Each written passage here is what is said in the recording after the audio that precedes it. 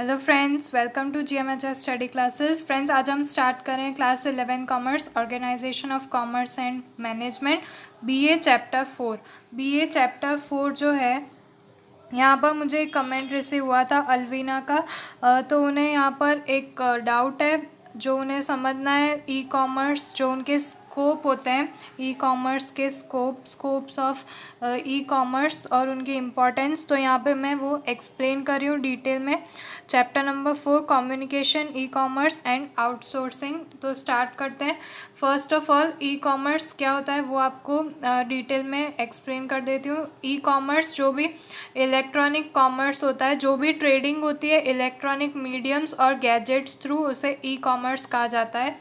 जैसे कि purchase, selling, advertisement और कंपैरिजन विद अदर प्रोडक्ट्स, या फिर ट्रांसफ़र ऑफ मनी जो इलेक्ट्रॉनिक गैजेट्स थ्रू होते हैं। तो इन सभी को यहाँ पर ई कॉमर्स में इंक्लूड किया जाता है। जैसे इंटरनेट हेल्प करता है, computer networks, emails, bank, credit cards, debit cards, ये सारी चीज़ें जब भी ट्रेडिंग में यूज़ होती है।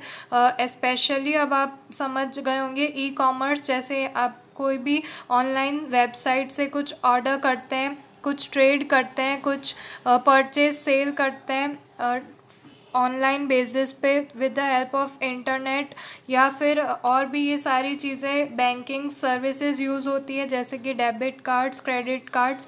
तो ये सभी ई कॉमर्स में इंक्लूडेड है। अब यहाँ पर इसमें इंटरनेट जो है वो यहाँ पर बहुत ही बेसिक इम्पॉर्टेंट रोल प्ले करता है। तो यहाँ पर वही सारा एक्सप्लेन किया गया है, जिसमें इलेक्ट्रॉनिक मीडियम से buying, selling, delivery, payment modes सब आप ऑनलाइन कर सकते हैं। तो ये ई कॉमर्स यहाँ पे उसका थोड़ा एक्सप्लेनेशन गिवन है। और आगे भी आपको यहाँ पर बहुत सारा ई कॉमर्स पे बताया गया है, सेम वही है, आप इजी वर्ड्स में यहाँ पे देख सकते हैं।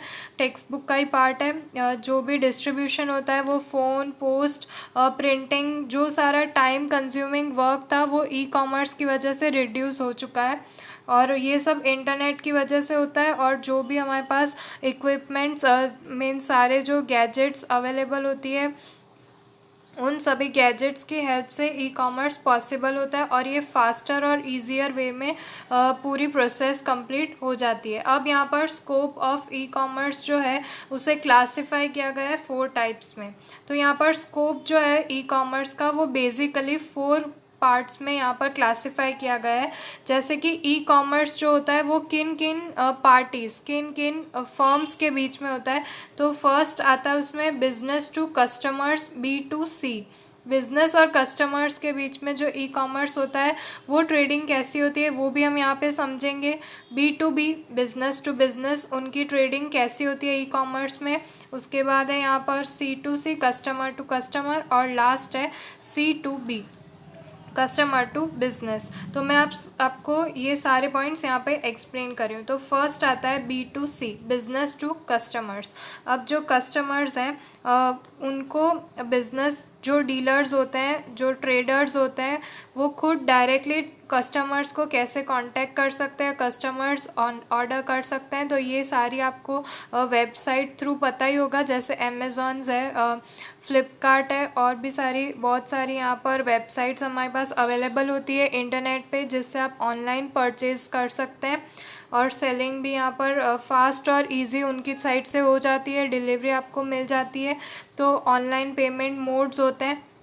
तो इस तरह से डायरेक्ट जो ट्रेडर है वो जो बिज़नेस ऑपरेट कर रहा है वो डायरेक्ट कस्टमर से कांटेक्ट कर सकता है। कस्टमर्स भी जो डिटेल्स चाहें प्रोडक्ट के बारे में, या फिर आपकी प्राइस के बारे में प्रोडक्ट की, तो सब चीज़ आपको ऑनलाइन बेसिस पे ईजियर और फास्टर वे में, वो भी विदाउट एनी मिडल मैन यहाँ पर मतलब डायरेक्ट कस्टमर को जो प्रोड्यूसर है वो कांटेक्ट कर सकता है, और कस्टमर्स भी उन्हें कांटेक्ट कर सकते हैं। जो मिडल मैन्स होते थे वो यहाँ पे उनका कोई पार्ट नहीं है। यहाँ पर कस्टमर इंडिपेंडेंट बायर होता है, जैसे रिटेलर्स होते हैं जो बल्क में यहाँ पर परचेज करते थे, उसके बाद शॉप से कस्टमर को परचेज करना पड़ता था। तो ई कॉमर्स में जब B2C का यहाँ पर रिलेशन आता है तब ये सारी चीज़ें यहाँ पर नहीं होती है। ये सारी चीज़ें से यहाँ पर दिखाई नहीं गई है। इंडिपेंडेंट कस्टमर होता है और यहाँ पर ऑनलाइन बैंकिंग भी होती है जिससे पेमेंट्स ऑनलाइन किए जाते हैं, और ट्रांसपोर्टेशन मतलब जो गुड्स हैं वो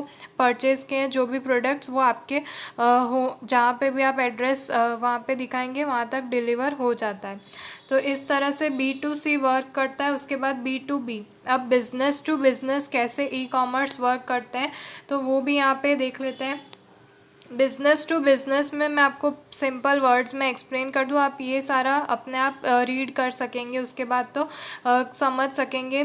B2B में दो बिज़नेस पार्टीज़ अगर वो चाहे, जैसे कि एक सिर्फ प्रोड्यूस करते हैं गुड्स और दूसरे लेके उनको आगे सप्लाई करते हैं, जिसे आउटसोर्सिंग कहा जाता है।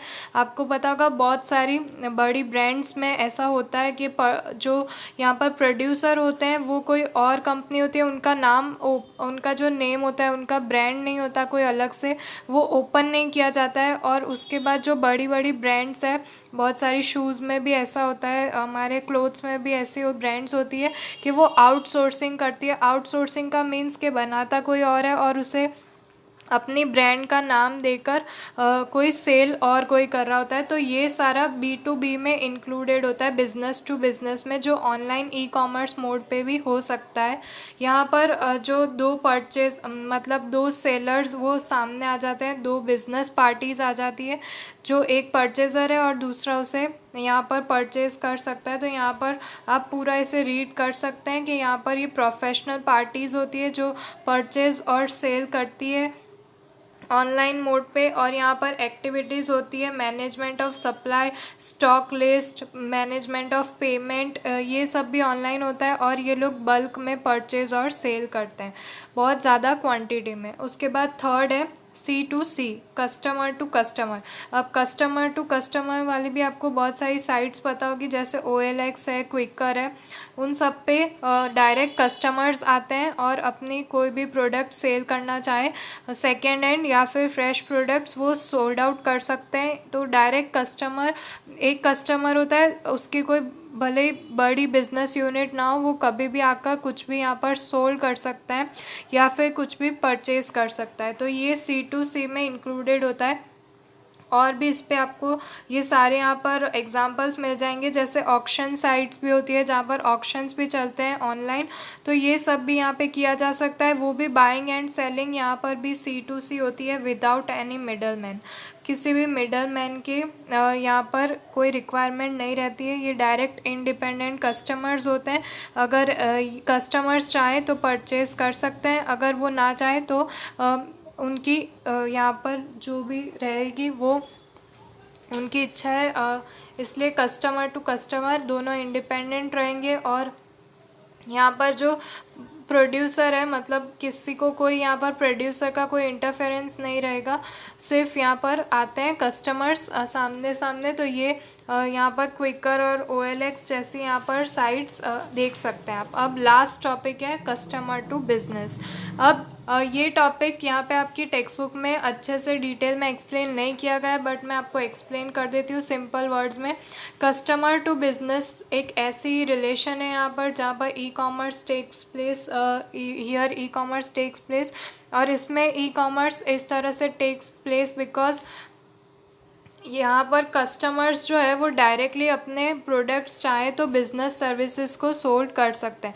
कस्टमर्स ऑनलाइन बेसिस पे अपनी वेबसाइट्स क्रिएट करते हैं, अपने प्रोडक्ट्स का एडवर्टाइजमेंट करते हैं, और अगर किसी बिज़नेस यूनिट्स को पसंद आया तो वो कस्टमर को कांटेक्ट करेंगे और कहेंगे कि ज़्यादा क्वांटिटी में हम आपकी प्रोडक्ट्स परचेज़ करना चाहते हैं, और फिर बिज़नेस यूनिट्स उनको आगे और सोल्ड कर देती है, उनको सेल कर देती है। तो इस तरह से कस्टमर्स जो है वो चाहे तो कस्टमर टू बिज़नेस, मतलब यहाँ पर जो कस्टमर्स होते हैं वो अपने खुद के प्रोडक्ट्स ला सकते हैं, जो भी उनके पास, जैसे कोई हैंडीक्राफ्ट का उनको अच्छा उनके पास स्किल्स हो तो हैंडीक्राफ्ट के प्रोडक्ट्स वो सेल कर सकते हैं। और बिज़नेस यूनिट्स जो प्राइस कस्टमर डिसाइड करेगा उस प्राइस पे बिज़नेस यूनिट्स उनसे अगर एग्री हो तो वो परचेज़ कर सकती है।